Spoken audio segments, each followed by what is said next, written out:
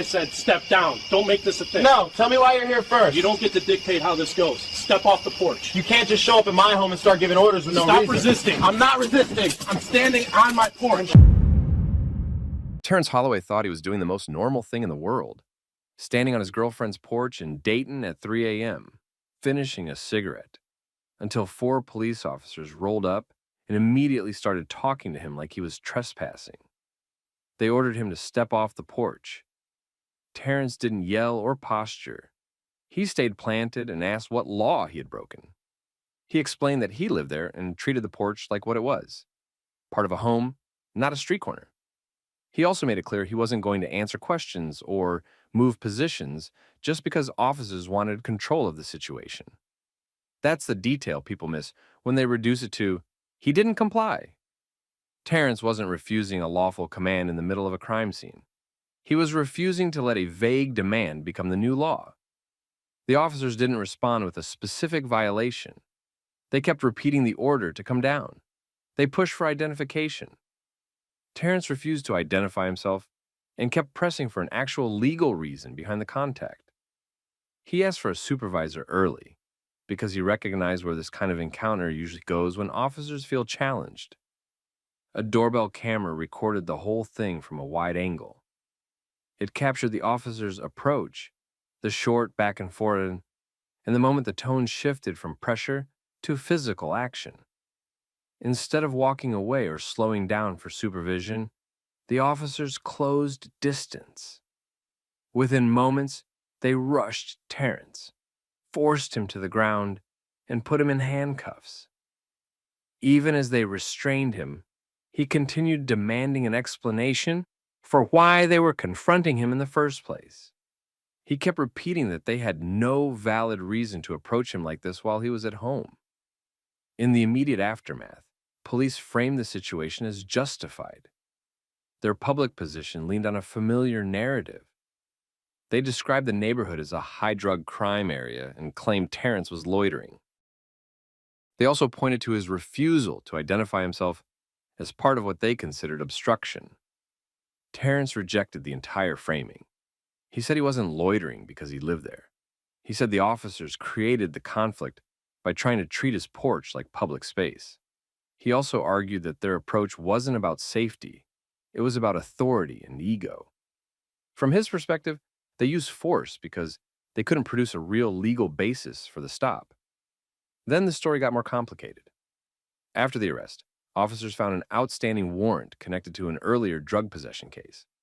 That discovery became a key issue because it raised an obvious question. Did the officers know about that warrant before they initiated contact, or did they stumble into it afterward? If they already knew, the entire encounter should have started with that reason. If they didn't know, the warrant looked like something found later to justify a stop that began without a solid foundation. The department also claimed the viral clip showed only a small portion of a longer encounter. They said officers were acting on reasonable suspicion based on information from a source alleging a man matching Terrence's description was involved in drug activity and might be armed. Officers also said they noticed suspicious circumstances involving a nearby vehicle and Terrence's behavior on the porch. Terrence's response stayed consistent. He said he was outside at home doing nothing illegal. He said the officers exceeded their authority. He said they abused their power. He wanted them fired. By the time the video spread, the case stopped being just a street-level arrest and turned into a credibility test. People weren't debating whether Terrence was polite enough. They were debating whether police could manufacture a detention on private property, call it reasonable suspicion, and then use force when the person refused to play along. Once Terrence got booked, the situation shifted from a physical confrontation to a paperwork battle. That's where these cases usually get decided, not on the porch. In reports, charging decisions, and how a department explains itself once video exists. Officers charged him with resisting arrest and obstruction. Those charges mattered because they're flexible. They don't require police to prove an original crime happened. They often depend on one idea. The person didn't cooperate with what officers claimed they were allowed to do. That framing only works if the officers can clearly explain what they were doing in the first place. The department's public defense leaned hard on context. They called the neighborhood a high-drug crime area. They described Terrence as loitering. They said the viral clip was only a portion of a longer encounter. Then they added a justification that shows up a lot after public backlash. A source had allegedly provided information about a man matching Terrence's description being involved in drug activity and possibly being armed. They also claimed there were suspicious circumstances involving a nearby vehicle and Terrence's behavior on the porch. That's the official story in its cleanest form: area, tip, suspicion, refusal to identify, escalation. Terrence kept his response simple. He said he was at home. He said standing on a porch at a residence wasn't loitering. He said the officers came in looking for submission, not answers. He also said the force happened because they couldn't name a law he broke and didn't like being challenged. From his perspective, they exceeded their authority and abused power, and he wanted them fired. The video made that argument easier for him because it captured the start, not the middle, not the aftermath, the opening moments. If a department claims an encounter was longer and more complex, the first question becomes, why didn't the reason show up early and clearly before the takedown? Then the warrant details surfaced. After the arrest, police discovered an outstanding warrant tied to an earlier drug possession case. That discovery didn't automatically validate the porch contact. It created a timeline problem. A warrant can justify an arrest when officers know about it and act on it. It doesn't magically justify force used before the warrant was even part of the encounter. If the warrant was found only after Terrence was in custody, it couldn't explain why 4 officers ordered him off a porch in the first place. If officers knew beforehand, the sequence should reflect that from the start. That's why the question about what they knew and when they knew it became central. The case stopped being about whether Terrence should have answered questions and became about whether police initiated the contact without a lawful basis and then built the justification afterward. Terrence's background in court compliance mattered here because he understood how narratives get structured. When a report uses broad language like high crime area and suspicious behavior, those aren't facts by themselves. They're labels. Courts and investigators still look for specifics. What exactly did the officers observe? What exactly did they articulate? And what did they do before escalating to force? That's also where the supervisor request came back into focus. Terrence didn't ask for a supervisor as a stunt. He asked because supervisors create accountability in real time. They slow things down. They force officers to explain their basis instead of freelancing. In the footage, his request didn't change the officer's behavior. The escalation still happened fast. In the days after, the video circulated and the conversation widened. Some people took the department's side automatically, treating refusal to identify as the main issue. Others focused on the first principle. Police don't get to order someone off private property without a real reason, then punish them for not playing along. The department tried to keep control by insisting the clip lacked context. That strategy can work when there's no clear record of the beginning. It works less when the beginning is exactly what went viral. By the end of that initial week, Terrence wasn't just dealing with charges. He was dealing with the bigger fight, forcing the city to commit to one timeline, one justification, and one explanation that could survive review. Once Terrence got out and had a chance to breathe, he went straight into the mode he used at work, lock the timeline down, and force everyone to commit to facts. That meant one thing first: getting the records before the story could be cleaned up by repetition. His side started requesting everything that would show what actually happened before the porch contact turned physical: dispatch logs, CAD entries, radio traffic, body camera footage from all 4 officers, and any notes tied to the alleged source information. The department had already leaned on that tip explanation in public. If they were going to hang their whole justification on it, It needed to exist in a form that could be examined, not just described.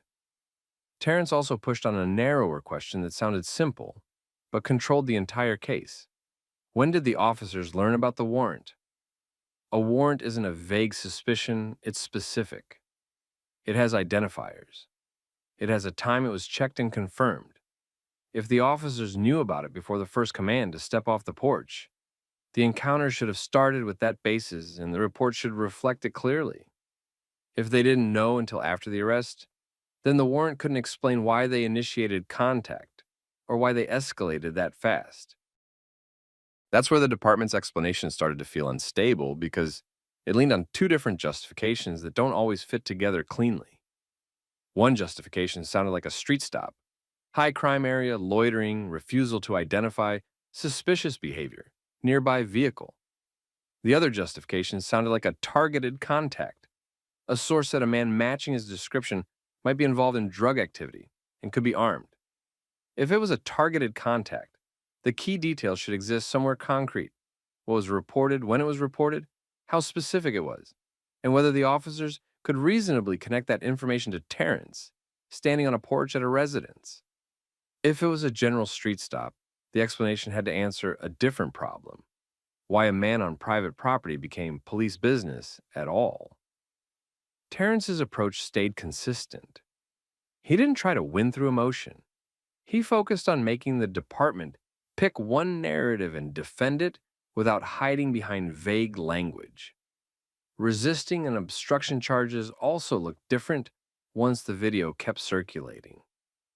Those charges rely on the idea that police were lawfully doing something, and the person unlawfully interfered. The moment the initial contact starts looking unjustified, the foundation for those charges starts getting shaky. That's why his legal strategy centered on the beginning, not the ending. The department, meanwhile, tried to recenter the conversation around cooperation. That's a common institutional reflex. It reframes the issue as behavior instead of authority. It avoids the harder question: did officers have the right to order him off the porch in the first place? Terrence refused that framing. He kept pointing back to the same basic sequence. Officers arrived, issued commands without stating a law, pressed for ID, and escalated into force when he insisted on a supervisor and an explanation. The case turned in a way that happens more often now than departments like to admit. The doorbell camera didn't just create outrage, it created a reference point. Every official statement got compared to those first moments. Every report got measured against what people could see. As the records process moved forward, the pressure started hitting the people above the officers too. Supervisors and city attorneys know that public incidents don't stay at the level of the arresting officers. They become policy questions, training questions, discipline questions, liability questions. Terrence wanted accountability in plain terms. He wanted the charges dealt with fairly. He wanted the officers' conduct reviewed as excessive and unjustified. He wanted consequences that meant something, not a quiet counseling memo and a press line about how the public didn't see the whole thing. By this point, the mask-off moment wasn't a single sentence on the porch. It was the pattern after the fact. How quickly the story expanded once the video made the initial justification hard to defend. By the time the city realized the porch video wasn't going away, the strategy shifted. Early on, the department tried to frame the situation as routine policing in a rough area. That worked for people who always default to the badge. It didn't work for anyone watching the timeline closely. Terrence's side kept pressing for the same things over and over because those are the things that decide outcomes: what the officers claimed, what they wrote, what the dispatch and camera footage showed, and whether the stated reasons for contact matched the moment they chose to escalate. Once that pressure tightened, the case split into two tracks. One track was criminal: resisting arrest, obstruction. Both depended on police being lawfully engaged in the first place. If the initial contact looked unsupported, those charges didn't look strong. That's why the defense stayed centered on the beginning of the encounter, instead of arguing about the exact seconds on the ground. The other track was administrative and civil. That track cared about risk: city risk, department risk, supervisor risk. Video cases don't just threaten an officer's credibility. They threaten the department's ability to defend itself in every future case where that officer testifies. That's expensive. It's also why departments sometimes dig in hard at first, then quietly start looking for an exit. Terrence kept his public position straightforward. He said he was at home. He said the police had no valid reason to approach him the way they did. He said they used force because he wouldn't submit to questions without a legal basis. He demanded consequences. The department kept repeating its justification: reasonable suspicion, source information, possible weapon, suspicious circumstances, and the neighborhood label. They also kept insisting the public saw only part of the encounter. That line became less useful every time someone replayed the start and asked the obvious question: if there was a lawful basis, why didn't it show up clearly before the physical rush? The warrant discovery stayed in the background like a trap for the department's narrative. If the warrant was known beforehand, it should have been front and center from the first moment. If it wasn't known beforehand, it couldn't justify the initial escalation. Either way, it didn't erase the core question: did they have a lawful reason to order a man off his own porch and arrest him when he refused? That's where accountability usually comes from in real life, not from a single dramatic hearing. From the moment a city attorney says the quiet part out loud, this is hard to defend in front of a jury. As the process moved forward, the most common outcome in cases like this is a layered resolution. The criminal charges don't end with a "we were wrong" press conference. They tend to shrink or disappear through court decisions, dismissals, or negotiated outcomes that avoid a trial. That prevents the officers from having to explain the Porch decision under oath in a public forum.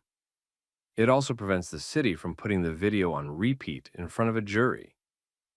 At the same time, internal discipline often happens in a way departments prefer: limited public detail, administrative language, policy reminders, training requirements, and sometimes a more direct consequence for the officer who escalated fastest. The point isn't always to announce punishment. The point is to reduce future liability and show there was action. Terrence's long-term win wasn't just the legal outcome. It was control of the story. The footage made it difficult for the department to turn him into a caricature. He wasn't caught doing something criminal on camera. He was caught standing his ground on private property and demanding a reason. That matters because it changed how people around him responded. Some neighbors who normally stayed quiet spoke up once the video circulated. People who'd had their own late-night encounters recognized the pattern immediately: vague suspicion, command voice, escalation when the person doesn't play the role expected. Even people who didn't like Terrence's refusal to identify still had to admit one thing: the officers acted like the porch belonged to them. Terrence also had to live with the reality that being right doesn't make the experience light. Getting rushed and arrested at a home leaves a mark. It shifts how you view routine police presence. It shifts how you move at night. It also makes you realize how fast "you're free to go" can turn into "put your hands behind your back" when an officer decides the interaction is about dominance. Over time, the case became a local reference point, not because it was the most extreme incident ever recorded, but because it was so ordinary. That's what made it scary: a porch, a cigarette. 4 officers, a command with no clear legal reason, a takedown when the person asked for a supervisor. That kind of video forces a department to clarify what its officers are allowed to do in residential spaces, how they use high crime area language, and what actually counts as reasonable suspicion. It also forces a quiet correction, telling officers that refusal to cooperate isn't the same thing as a crime, and "because I said so" doesn't survive cameras. Terrence's message stayed consistent through the whole thing. He didn't claim he was above police contact. He claimed he was entitled to the same constitutional limits as anyone else, especially at home. He wanted a system where officers couldn't turn curiosity into detention and then turn detention into charges when the person refused to submit. That's the lesson here. If someone with legal system experience can get treated like this on a porch, anybody can. If a doorbell camera didn't catch it, the report would have been the only version that mattered. If the timeline didn't get challenged, reasonable suspicion would have stayed a vague shield instead of a claim that has to be proven. So let me ask you, if you're on your own porch and police roll up with commands, but no clear reason, what would you do? Would you step off just to make it end?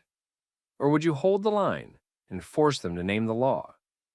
Drop your take in the comments. Share this with someone who thinks just comply always works.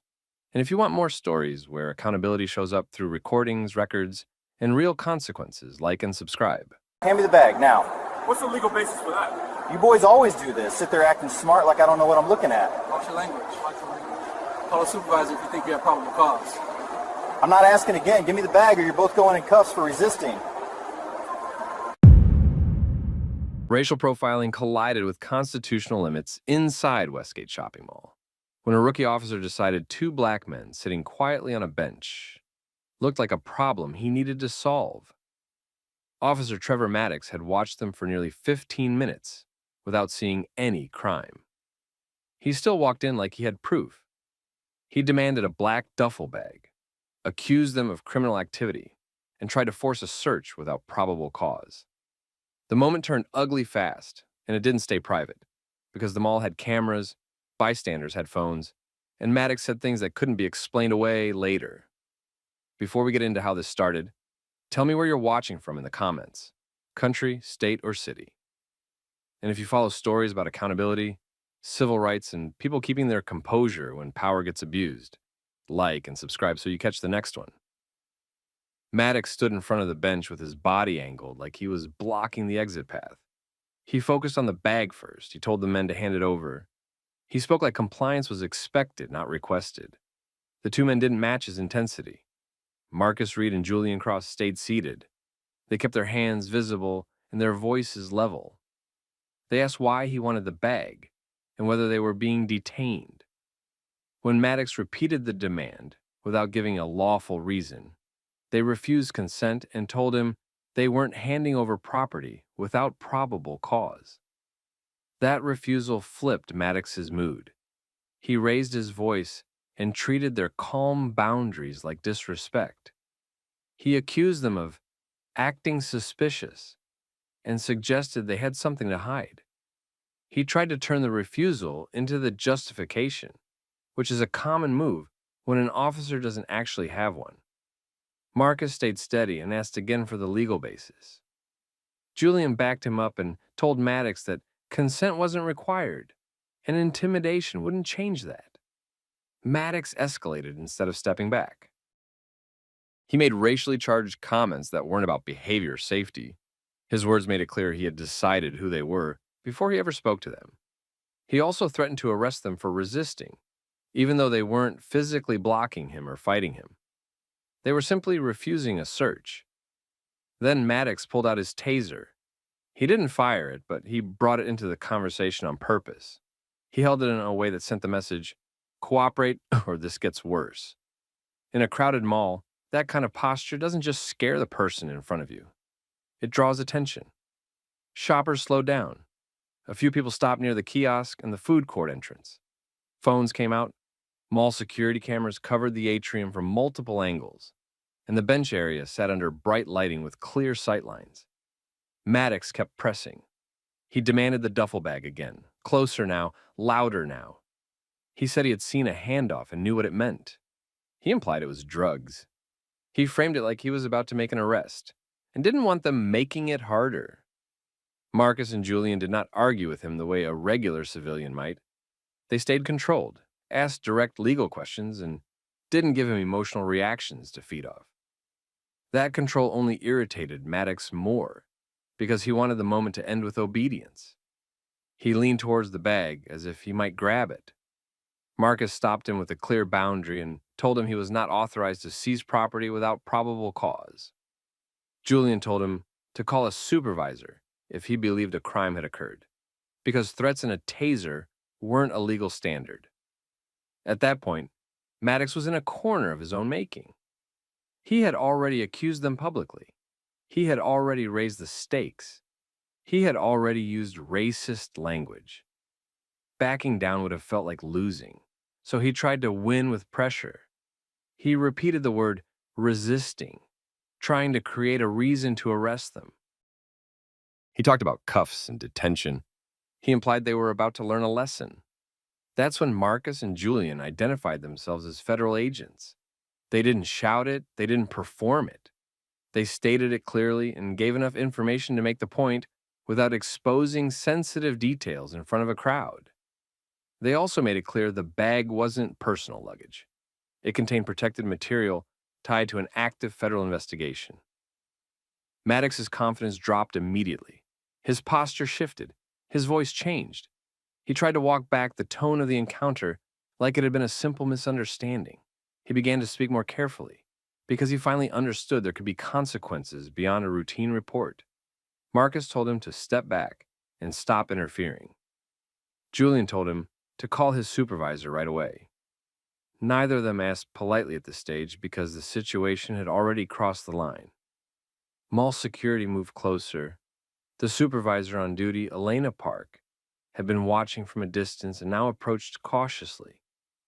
She didn't know who to believe yet, but she could see the officer was agitated and the crowd was growing. Maddox hesitated instead of backing off immediately, and that hesitation mattered.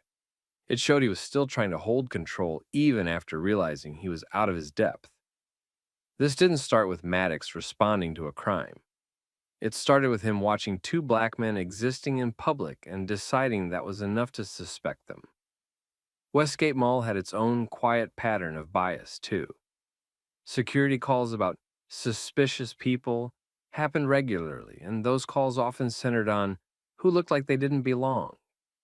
Maddox fit neatly into that environment.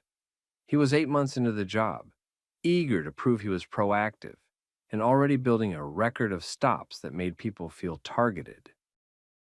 Complaints existed, but they didn't stop him from getting assignments like this, because his numbers looked good on paper. Marcus and Julian had chosen that bench for practical reasons. It gave them a wide view of foot traffic and camera coverage. They weren't hanging around for fun. They were in the middle of an organized crime investigation that had been running for months, and the handoff Maddox thought was a drug deal was part of a controlled flow of intelligence. The third man who dropped the duffel bag hadn't lingered. He hadn't talked. He didn't act nervous. He simply delivered it and left. Maddox saw the bag, filled in the rest, and treated assumptions like evidence. Now those assumptions had turned into threats, racial remarks, and a visible use of force pressure in a crowded mall. By the time Maddox's supervisor arrived, this was no longer an argument between three people. It was a public scene with witnesses, cameras, and two federal agents who understood exactly how to document misconduct without losing composure. Maddox called for a supervisor, but he didn't do it the way officers do when they're trying to de-escalate. He did it the way someone does when they're trying to protect themselves.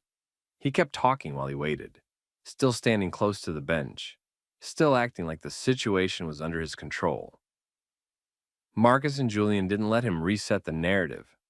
They stayed calm and made the same points in the same order. No consent, no probable cause, no authority to seize the bag, and no further interference. They also told him the bag contained protected federal material connected to an active investigation, which meant this had crossed into a level Maddox wasn't trained to handle. Mall security supervisor Elena Park hovered a few steps away. She kept her voice low and asked Maddox what was going on. Maddox gave her a fast version that made him sound reasonable and made the two men sound suspicious.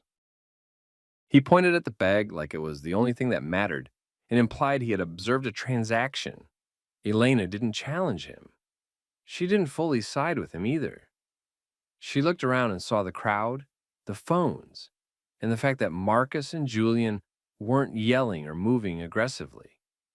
She also saw the taser in Maddox's hand earlier, and that image didn't match the calm tone Maddox was trying to put on now. Within minutes, Maddox's supervisor arrived. Sergeant Dana Whitcomb came in with the posture of someone who expected another routine mall issue. She took one look at the scene and realized it wasn't routine. She saw bystanders filming, a rookie officer standing tense, and two men who looked calm enough to be either extremely confident civilians or trained professionals. Whitcomb asked Maddox for the reason for the stop. Maddox started with the handoff and the duffel bag. He described it like it was a clear drug exchange, even though he hadn't seen anything illegal, hadn't heard any conversation, and hadn't observed any behavior that met a lawful threshold. He leaned heavily on vague terms like suspicious and based on training and experience. Whitcomb asked him directly what crime he believed he had probable cause for. Maddox didn't answer cleanly. He tried to argue that refusal to cooperate added suspicion and that the bag needed to be checked for safety. Marcus stepped in, still controlled, and explained the facts in a way that boxed Maddox in without turning it into a shouting match. He stated that Maddox had demanded the bag without probable cause, made racially charged remarks, and threatened arrest for resisting based solely on refusal to consent to a search. He made it clear that the encounter had been recorded. Julian added that this wasn't just a bad stop, it was interference. He explained they were working an active federal investigation and that the bag contained sensitive federal intelligence. He didn't reveal the operation, but he made the point that Maddox had inserted himself into something he had no authority over and tried to force access to protected material. Whitcomb's face changed. She stopped treating it like a mall complaint and started treating it like a liability. She asked Marcus and Julian for identification. They produced it quickly and discreetly without making it a show for the crowd. Whitcomb verified what she needed. Once she saw federal credentials, Maddox became background noise. She told Maddox to step back and stop engaging. Maddox tried to defend himself. He said he was doing his job. He said he had to act on what he saw. He claimed he didn't know who they were. That excuse didn't help him because the issue was never that he didn't know who they were. The issue is that he acted without lawful cause, escalated when they asserted rights, and introduced racial hostility into the interaction. If Marcus and Julian had been ordinary civilians, the same behavior would have been just as unconstitutional. The only difference was that federal agents had the knowledge, authority, and documentation to force accountability immediately. Whitcomb tried to pull the scene back under control. She asked Marcus and Julian what they needed to safely leave and continue their work. They told her they needed space, and they needed the local officer to stop interfering. They also made it clear that their agencies would be notified and that this would not be handled as an informal coaching moment. Elena Park asked if she should clear the area. Whitcomb told her to keep people moving and preserve security footage. That instruction mattered because it showed Whitcomb already understood how this would be reviewed later, not as a story, but as evidence. Maddox stood off to the side, visibly frustrated. He wasn't apologizing. He was trying to manage how he looked. He kept scanning the crowd, noticing phones, noticing faces, realizing he couldn't control what people had captured. Marcus and Julian left the bench area with the duffel bag, moving calmly and without rushing. The way they walked out told everyone watching that they weren't the problem. The problem was the officer who had approached them looking for one. As soon as they were clear, Whitcomb pulled Maddox aside. She asked him whether his body camera was on. Maddox said yes. Whitcomb asked what exactly he said before she arrived. Maddox tried to summarize it in the safest way possible, but he couldn't talk around what had already been recorded. Whitcomb didn't argue with him in public. She did what supervisors do when they realize something is going to turn into a case. She shut it down, separated him from the scene, and started documenting. Before leaving, she spoke briefly with Elena Park again and told her to flag the relevant camera angles and preserve them. She also asked for a list of any security staff who witnessed the encounter from the beginning and any incident notes. Elena agreed, because now the mall understood this could turn into litigation and subpoenas. Back at the patrol car area, Wickham made calls. One went up her chain, another went to internal affairs. She didn't need a full review to know Maddox had created a serious problem. The question wasn't whether there would be an investigation. The question was how wide it would go once investigators started asking why a rookie with complaints was still being put in positions where he could keep doing this. Maddox kept talking, trying to explain his decision-making. Wickham cut it off and told him to write a full report and say exactly what he observed, exactly what he said, and exactly what legal basis he believed he had. That directive was a trap Maddox didn't fully understand in the moment. A detailed report doesn't save you when the video shows a different story. It locks you in. The mall went back to normal within an hour, but the footage didn't disappear. There was body camera audio, bystander video, and mall surveillance.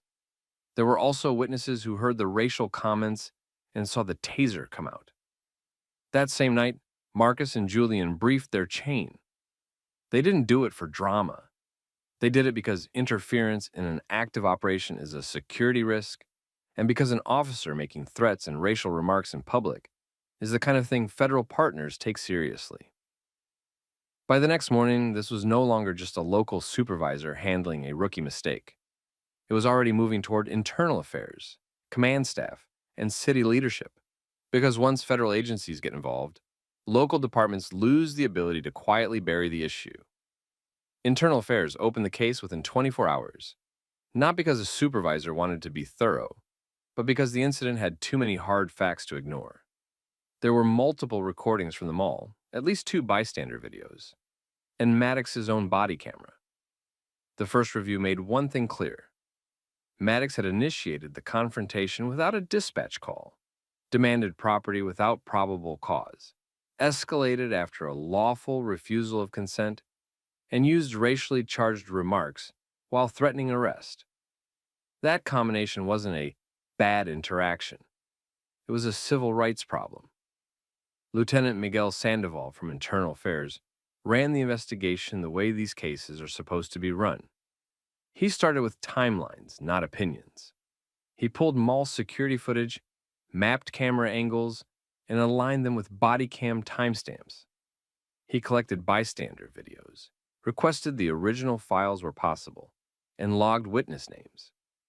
He interviewed Elena Park and any mall security staff who had been nearby. He also identified bystanders who were visible recording and asked for statements. Maddox was ordered to provide a full written report. He tried to frame the situation around suspicion and officer safety. He emphasized the duffel bag handoff like it was a proof of criminal activity.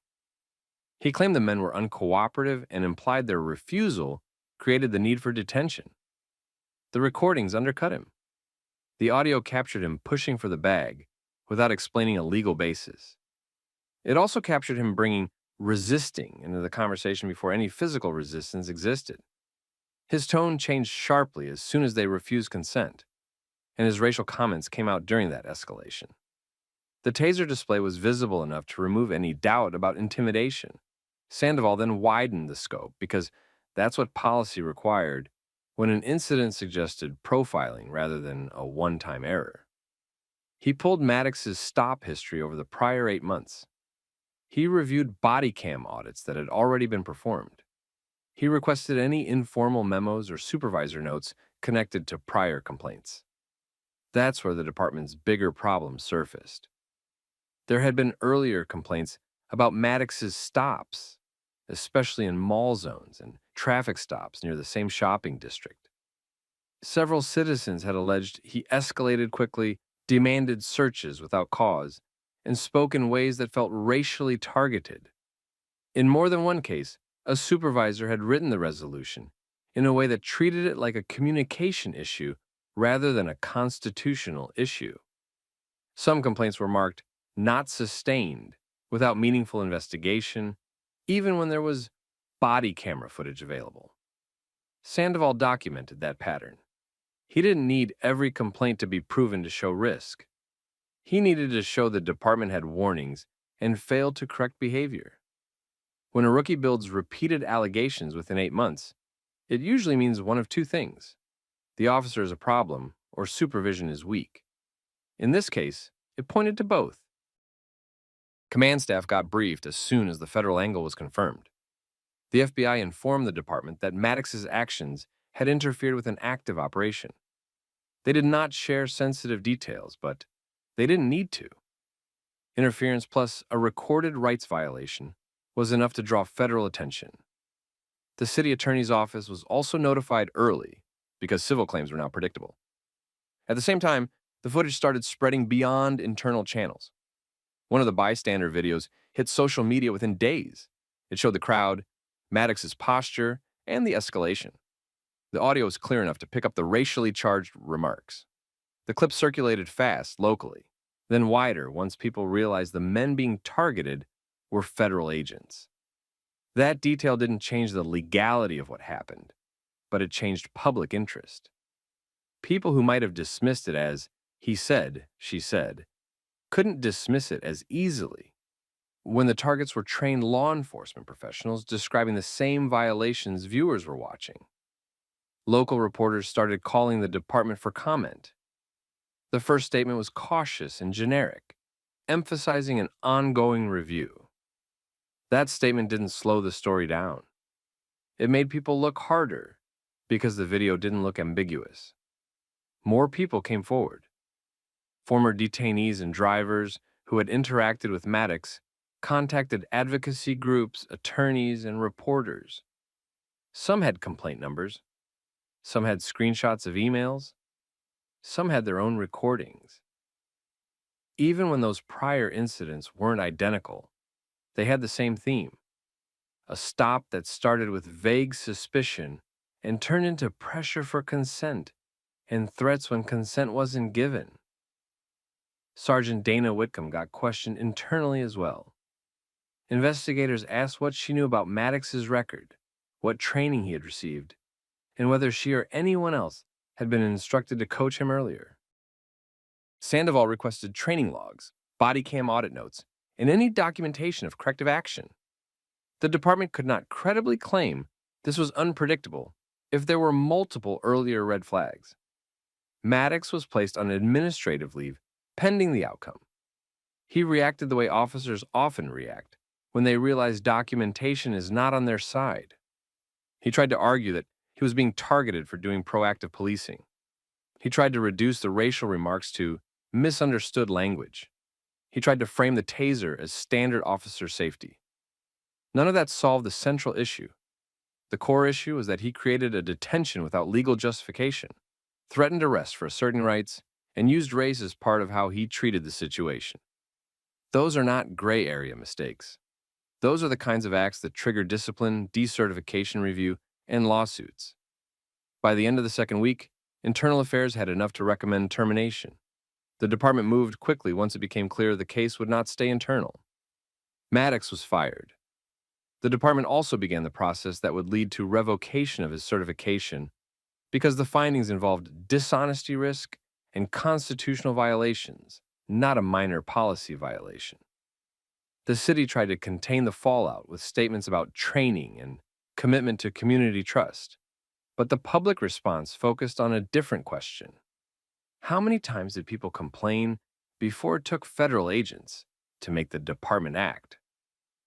That question pushed the case into a second phase. It was no longer just about Maddox. It was about supervision, ignored complaints, and whether the department had a culture that treated profiling as acceptable as long as it produced numbers. The civil rights lawsuit hit the city fast because the evidence was clean. Multiple videos showed Maddox demanding the duffel bag without probable cause, escalating after a refusal to consent, making racist remarks, and threatening arrest for resisting when there was no resistance. The federal element made it worse because it highlighted interference and forced the department to take the matter seriously instead of quietly closing it. During discovery, the plaintiff's attorneys didn't just focus on the mall incident. They pulled Maddox's prior stop history and earlier profiling complaints. The pattern mattered more than his excuses. The case showed the city had warnings and didn't correct them, which put leadership and supervision decisions under the microscope. The city settled for $850,000. The payout wasn't the only consequence. The settlement terms forced changes the department couldn't delay anymore. Bias training, civilian oversight, stricter stop and search documentation, and regular body camera audits with real review standards instead of random spot checks. Supervisors also had to justify stops and searches on paper in a way that matched video, because the gap between reports and recordings had become part of the problem. Maddox didn't recover from it. He was fired, his certification was revoked, and his name became attached to a public example of how quickly unconstitutional policing turns into liability when there's footage and oversight. The lesson was simple. Authority doesn't replace probable cause, and confidence doesn't replace the Constitution. If you build policing around assumptions and ego, the outcome is predictable. People get targeted, trust gets destroyed, and the public ends up paying for it.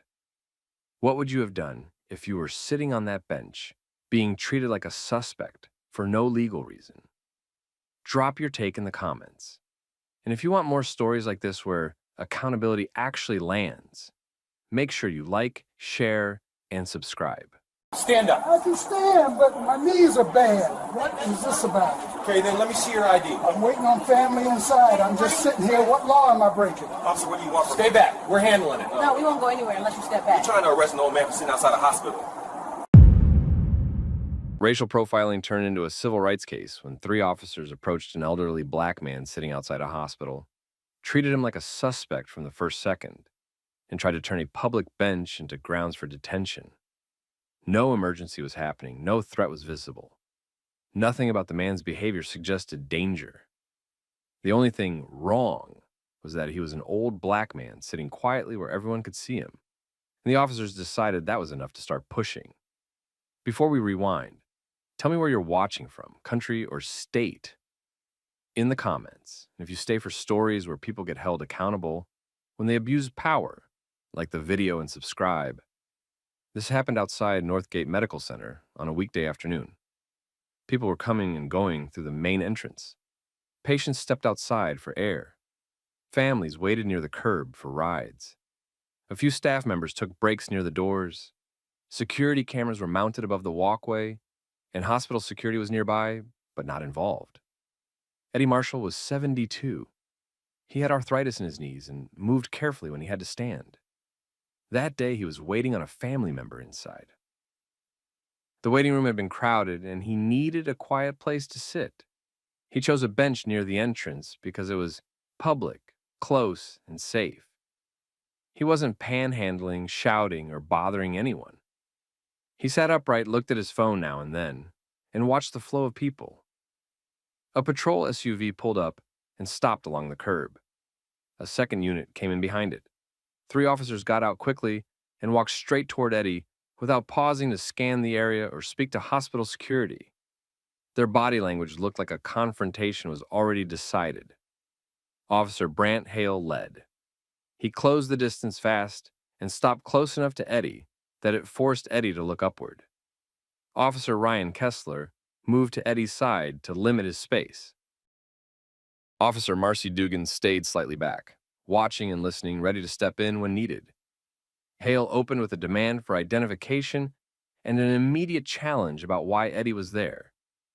The tone was sharp and impatient, as if Eddie had already been caught doing something. Eddie answered in a calm voice and explained he was waiting on someone inside and needed to sit down for a while. Hale did not accept the explanation. He repeated the ID demand, then added pressure by suggesting Eddie was refusing to cooperate.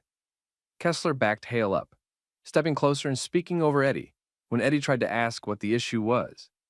Eddie kept his hands visible and stayed respectful. He asked what law he was breaking and why he was being treated like this. None of the officers gave him a clear reason. Instead, Hale kept framing the situation as something Eddie needed to fix by complying, even though Eddie hadn't done anything that required correction. More people began to notice. A couple near the entrance slowed down. Someone in scrubs paused by the doors. A visitor near the curb looked over and stayed watching. Eddie was now in the middle of a public scene, with 3 officers standing close and speaking at him like he was a problem they needed to control. Hale ordered Eddie to stand up. That order mattered because Eddie had not been doing anything physical or disruptive. Standing him up changed the situation from a conversation into a physical setup. Eddie hesitated and explained he had knee pain. Hale insisted again, and Kessler shifted his stance, as if preparing for a hands-on move. Eddie stood slowly, using the bench to steady himself. He kept his movements deliberate and his hands open. He did it because he could see where the encounter was headed and didn't want to give them any excuse to claim sudden movement. Hale continued pushing with questions that were not aimed at clarification. He demanded details, as if Eddie needed to prove he belonged in public space. Eddie answered what he could and repeated that he was simply waiting for family. Dugan stepped forward and began watching Eddie's hands more closely, warning him to keep them where the officers could see them. Her tone didn't match the reality of what was happening. Eddie was not reaching, not fidgeting, and not making threats. Then Hale said the kind of line officers say when they stop pretending the stop is neutral. He framed Eddie's presence as inherently suspicious and treated the bench as if it wasn't a place Eddie should be hanging around. It wasn't an explanation of a crime. It was a statement about who they believed belonged there. Eddie remained composed, but the humiliation was obvious. He was being treated like a criminal in front of strangers while he stood outside a hospital doing nothing wrong. At that moment, 2 people walking through the lot noticed the scene and changed it. Nia Carter and Darius King were local Black Panther Party members who did community support work. They recognized the setup immediately. An older man boxed in, officers crowding his space, voices escalating, and no clear reason being stated. Nia raised her phone and began recording as they approached. Darius kept his pace calm and his hands visible while he positioned himself close enough to hear every word. They didn't rush in yelling. They came in with questions that forced clarity. What suspected offense existed, whether Eddie was being detained or free to leave, and what legal basis justified the officers' actions. The officers heard those questions, looked at the phones, and realized the stop had changed. Nia kept her phone up and steady, making sure it captured the officers' distance from Eddie, their hands, and the way they were surrounding him. Darius didn't get in anyone's face. He stood near Eddie's shoulder, close enough to hear clearly, far enough that nobody could honestly claim he was interfering. The questions stayed simple and legal. What suspected offense were the officers investigating? Was Eddie being detained or free to leave? And what specific facts supported the detention if they claimed one? Hale's posture tightened. He didn't like being questioned, but he liked being recorded even less. He tried to keep his tone authoritative, while switching to vague explanations. He said they were responding to a concern and needed to figure out what was going on. Darius immediately narrowed it down. If there was a concern, what exactly was it? If there was a call, what did it report? If there was a suspected crime, what was it called? If there wasn't a crime, then why were they ordering Eddie to stand, demanding ID, and boxing him in? Kessler stepped forward and attempted to control the new variables. He told Nia and Darius to back up and stop involving themselves. He spoke like their presence was the problem, not the fact that an older man was being treated like a suspect without cause. Nia didn't argue about emotions. She kept recording and stated clearly that she was documenting a public interaction and that Eddie had the right to be left alone unless the officers had lawful grounds to detain him. She also made sure Eddie stayed centered in frame so the video showed what mattered: his calm demeanor and the officer's escalating posture. Dugan took a different approach. She stepped in with a calmer voice, attempting to reframe the situation as routine safety. She suggested they were checking the area because the hospital had a lot of foot traffic, and they had to make sure people weren't causing issues. That still didn't answer the basic question. Eddie wasn't causing issues. He wasn't approaching anyone. He wasn't blocking doors. He wasn't raising his voice. He was standing there because they ordered him to stand. More bystanders stopped. A nurse near the doors lingered. A man in scrubs watched without moving. A couple waiting for their ride stood still, phones out. The scene had become visible, and the officers knew it. Hale tried to regain control by narrowing the encounter into compliance issues. He implied Eddie was being difficult. He suggested Eddie's questions were refusal. He treated calm requests for a reason, as if they were challenges to authority. Darius didn't let him. He pointed out that asking if someone is detained is not refusal. Asking what law applies is not aggression. He kept returning to the same point, because that's where these encounters either fall apart or turn into wrongful arrests. Officers need a legal reason, not just a preference. Eddie stayed calm. He didn't perform for the crowd. He didn't insult the officers. He simply repeated that he was waiting for family and asked why he was being treated like this. Hale then took a step closer, and Kessler positioned himself in a way that suggested the next move would be physical. One of them touched their gear near the cuffs again, not fully committing, but signaling that they wanted Eddie to feel the threat. That's when Nia shifted slightly, so her camera had a clean view of their hands and Eddie's body language at the same time. She was anticipating the exact argument officers used later, that someone tensed, moved, or forced them to act. She was making it hard for them to rewrite the moment. Dugan attempted a new justification. She implied Eddie might be trespassing. Darius pressed for specifics immediately. Had hospital security trespassed him? Was there paperwork? Was there a verbal order on record? Had anyone told Eddie to leave? If none of that existed, then trespass was not a valid claim. The officers couldn't produce anything because there wasn't anything to produce. At this point, Hale made the mistake that would follow him later. He stopped talking about conduct and started talking about presence. He suggested that someone like Eddie sitting outside a hospital always ends up being a problem, and that they weren't going to wait for it to become one. That line landed with the crowd. It was clear what it meant. It wasn't about what Eddie did, it was about who Eddie was and what the officers assumed. A doctor, Lena Patel, stepped outside for a break and paused when she saw the scene. She looked from Eddie's face to the officer's posture to the phone's recording. She didn't say much at first, but her presence mattered because she was a professional witness with no personal connection to Eddie.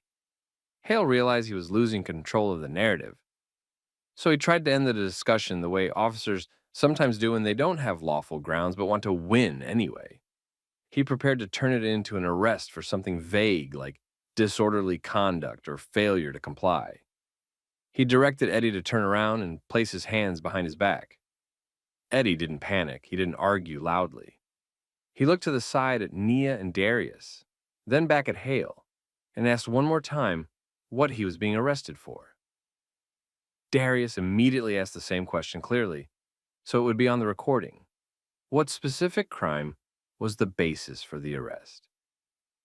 Nia stayed locked on the officer's hands and Eddie's posture.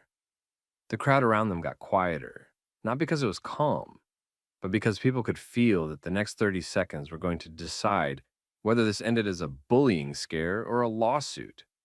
Hale told Eddie to turn around and put his hands behind his back. He said it like the decision was already made and the legal reason didn't matter. Kessler shifted closer, ready to assist. Dugan watched the crowd and the phones, and she looked like she was already calculating how to explain this later. Eddie didn't move suddenly.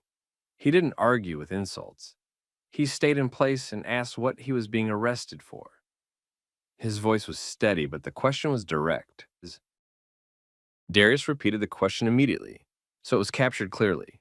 What specific crime justified an arrest? Nia kept the camera tight on Hale and Kessler, then widened slightly to show Eddie's hands, his posture, and the distance between everyone. Hale did not give a clear charge. Instead, he tried to turn the moment into non-compliance. He claimed Eddie wasn't following instructions. The problem for Hale was that the camera showed Eddie had been following instructions the entire time. Eddie stood when he was ordered to stand. He kept his hands visible. He stayed calm. He asked questions, that was all.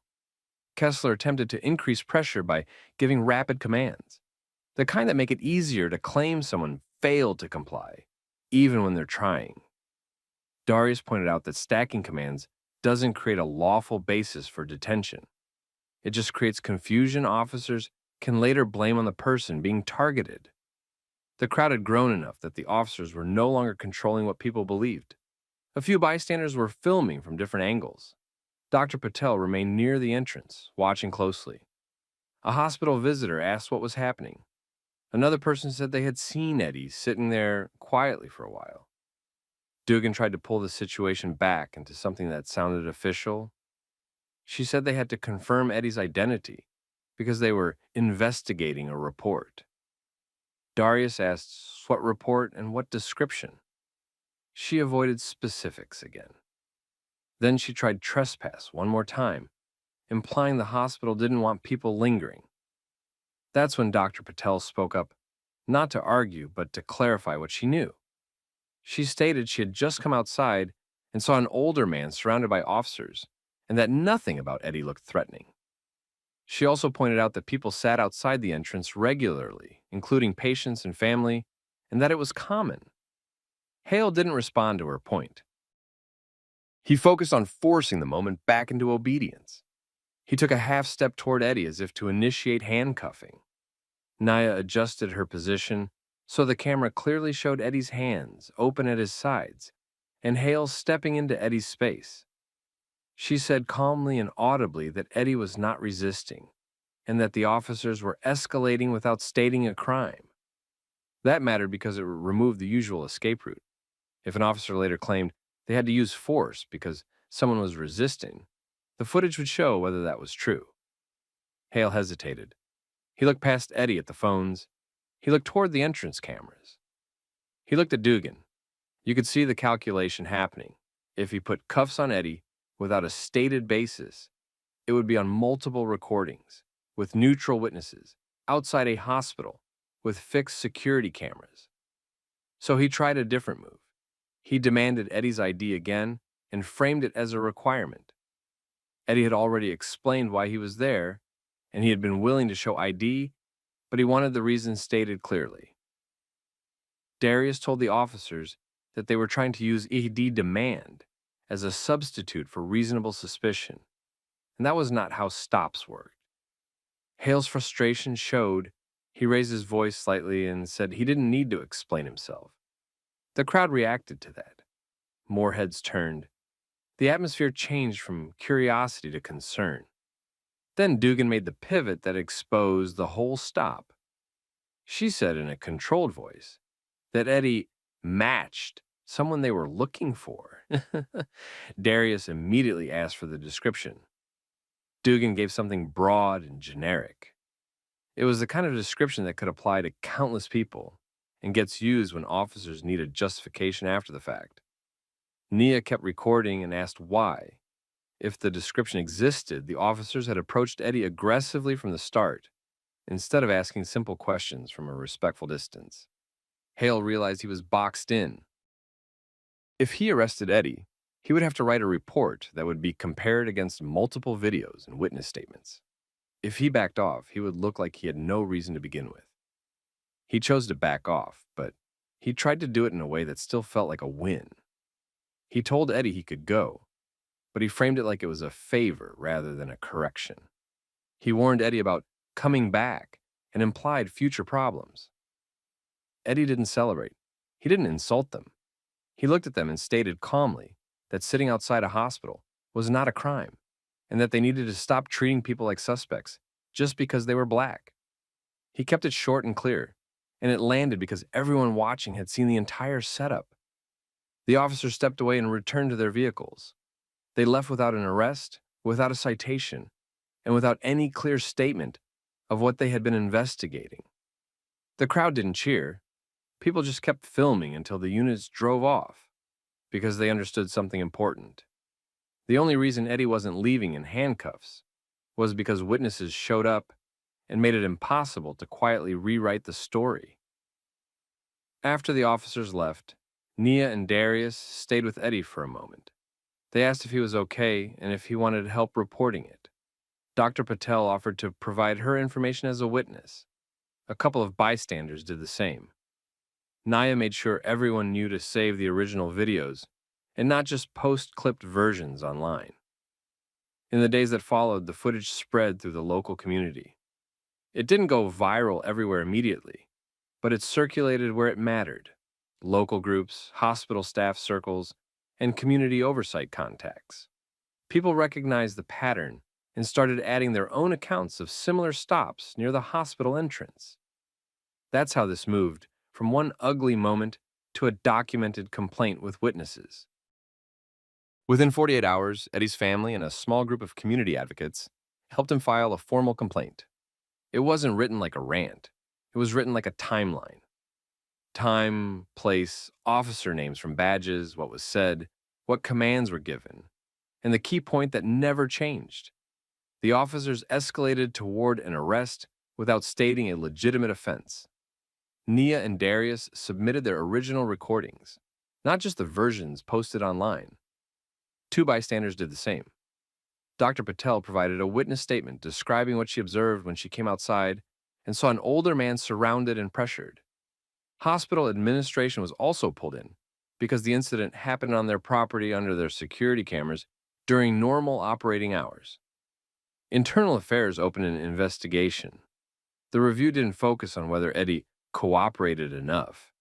It focused on what the officers could articulate as lawful grounds from the first approach through the attempted arrest. Investigators reviewed the footage, the witness statements, and the officers' own reports. They also checked with hospital security and staff to confirm whether there had been a trespass order, a complaint from the hospital, or a request for police to remove Eddie. There wasn't. The officers tried to justify the stop using vague claims, a concern, a report, a description. The problem was that none of it matched their behavior on camera. They approached Eddie aggressively from the start. They crowded him. They escalated commands. They positioned for handcuffs. Then, only after recording began and witnesses pressed for legal grounds, they attempted to retrofit reasons that didn't hold up. Internal Affairs found multiple issues that could not be explained away as a misunderstanding.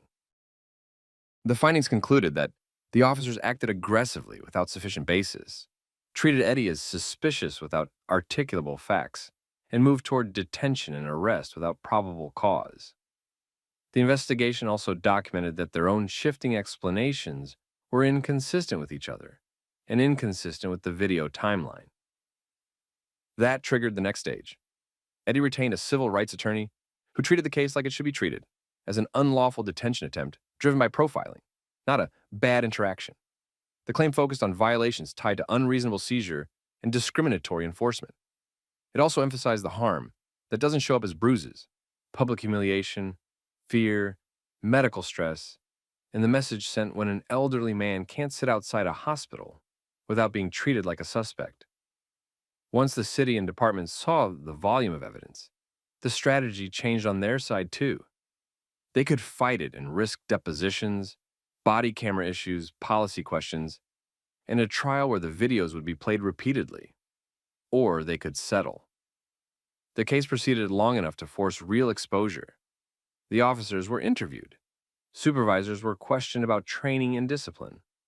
The hospital's security camera angles were reviewed to corroborate crowding and positioning.